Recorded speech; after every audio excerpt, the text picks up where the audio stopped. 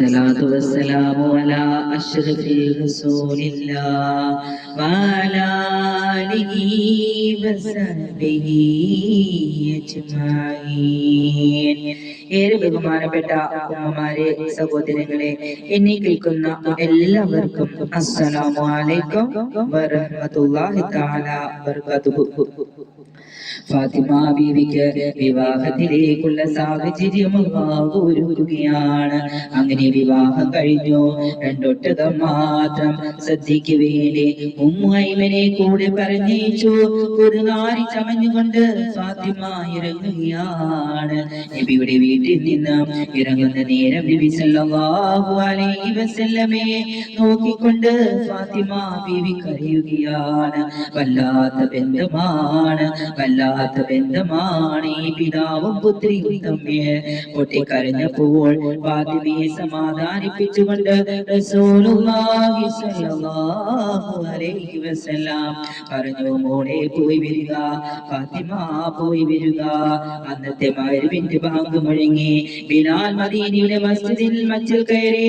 ഫാത്തിമ ആദ്യമായി നബിയോട് അകന്ന ദിവസമാണ്. അന്ന് രാത്രി ഫാത്തിമ നബിയിൽ നിന്ന് മറന്ന് ഒറ്റയ്ക്കൊരു വീട്ടിൽ ഭർത്താവായ അലിയോടൊപ്പം കഴിയുന്ന ദിവസമാണ്. നബി സല്ലല്ലാഹു അലൈഹി വസല്ലം നമസ്കാരം കഴിഞ്ഞപ്പോൾ അല്ലാഹുവിന്റെ റസൂൽ നേരെ പുറപ്പെടുകയാണ് അലിയുടെ വീട്ടിലേക്ക്. മകളെ കാണാൻ ആദ്യ രാത്രിക്ക് പോലും സമയമായിട്ടില്ല. മകളെ കാണാതെ പിതാവിന് നിക്കക്കണ്ണിയില്ലാതെ മകളെ കാണാൻ അവിടേക്ക് കടന്നു ചെല്ലുകയാണ്. പിന്നെ നടന്നത് ചരിത്രത്തിലെ അത്ഭുതകരമായ സംഭവമാണ്.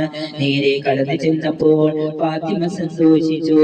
ആദ്യമായി പിതാവിനെ പിരിഞ്ഞ ദിവസം, പിതാവ് തന്നെ കാണാൻ വന്ന ദിവസം പരിശുദ്ധ റസൂൽ സല്ലല്ലാഹു അലൈഹി വസല്ലം പറയുന്നു, ഫാത്തിമ അല്പം വെള്ളം കൊണ്ടുതരൂ.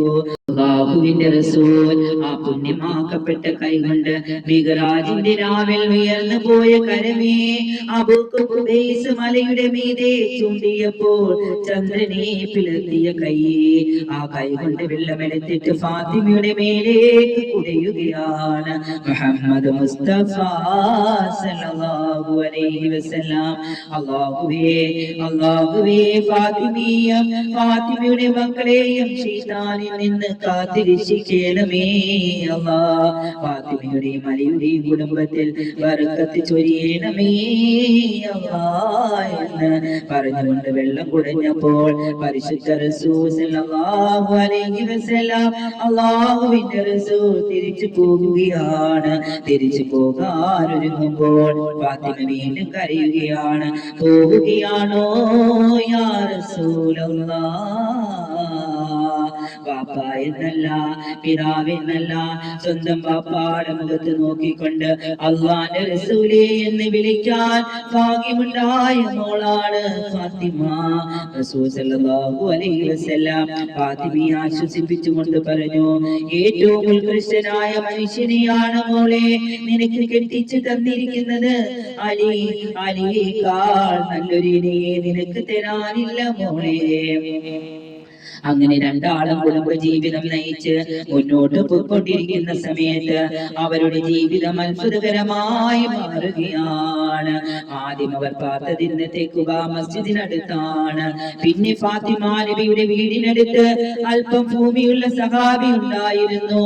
ആ സഹാബി വന്ന് നബിയോട് പറഞ്ഞു, അല്ലാഹുവിന്റെ റസൂലേ, എന്റെ കുറച്ച് ഭൂമി അങ്ങ് താമസിക്കുന്നിന്റെ അടുത്ത് ഉണ്ട്, അത് ഞാൻ അങ്ങേക്ക് തരട്ടെയോ റസൂലേ? അവിടെ ഫാത്തിമയെ പാർപ്പിക്കുമോ? അങ്ങേക്ക് എപ്പോഴും ഫാത്തിമയെ കാണുന്നത് ഇഷ്ടമാണെന്ന് എനിക്കറിയാം. ഈ ഭൂമി എന്റെ കയ്യിൽ കിടക്കുന്നതിനേക്കാൾ എത്രയോ ഉത്തമമല്ലയോ പരിശുദ്ധ റസൂലേ സ്വല്ലല്ലാഹു അലൈഹി വസല്ലം അങ്ങയുടെ കയ്യിൽ കിടക്കുന്നത്. അങ്ങനെ ആ ഭൂമി പരിശുദ്ധ റസൂൽ വാങ്ങി. അവിടെ ഒരു കൊച്ചു കൂര പൊങ്ങി വന്നു. നബിയുടെ ഒരു വീടിന്റെ അടുത്ത് വീടിന്റെ ആദ്യനാലയോട് ചേരാൻ പിതാവിനോട് മകൾ ചേരാൻ വകവരുന്ന പിതാവിന്റെ നെറ്റിത്തടത്തിലെ വിയർപ്പ് തുള്ളികൾ തീരെ കാണാൻ ഔദുൽ കൗസറിന്റെ വെള്ളം വിളമ്പി തന്ന് ലോക ഉമ്മത്തിന് അനുഗ്രഹം നൽകുന്ന പിതാവിനെ എപ്പോഴും കാണാൻ ഫാത്തിമ വീട് മാറി പാർത്തു. പ്രവാചകത്തെ തൊട്ടറിഞ്ഞ ഫാത്തിമ, പ്രവാചകത്വത്തിന്റെ തൊട്ടടുത്ത് പാർത്ത ഫാത്തിമ, ജോലി ചെയ്ത് ഫാത്തിമ ബീബി ക്ഷീണിച്ചു പോയി. വെള്ളം കൊണ്ടുവരുന്നത് ഫാത്തിമ, ഗോതമ്പ് മാവ് കുഴയ്ക്കുന്നത് ഫാത്തിമ, റൊട്ടി ഉണ്ടാക്കുന്നതും ഫാത്തിമ, എല്ലാ ജോലി എടുക്കുന്നതും ഫാത്തിമ. അങ്ങനെ ഫാത്തിമയുടെ കയ്യിൽ തഴമ്പ് പൊട്ടിപ്പോയി. ആകെ വിഷമത്തിലായി. ചുറ്റുപാടുകളെ നാം ഓർത്തു പോവുകയാണ്. കൈകൾ തഴമ്പിച്ച് ചോര പൊടിഞ്ഞ സമയത്ത് ഫാത്തിമ ബീവി ഇഷ്ടം പോലെ വേലക്കാരെ മദീനയിൽ കിട്ടുന്ന കാലമാണ്. അതുകൊണ്ട് ഒരു വേലക്കാരിയെ ചോദിക്കാം. ആദ്യമായി ഫാത്തിമ റളിയല്ലാഹു അൻഹ നബിയോട് ചോദിക്കാൻ വേണ്ടി പോവുകയാണ്. ഒരു വേലക്കാരിയെ വേണം. ശരീരത്തിൽ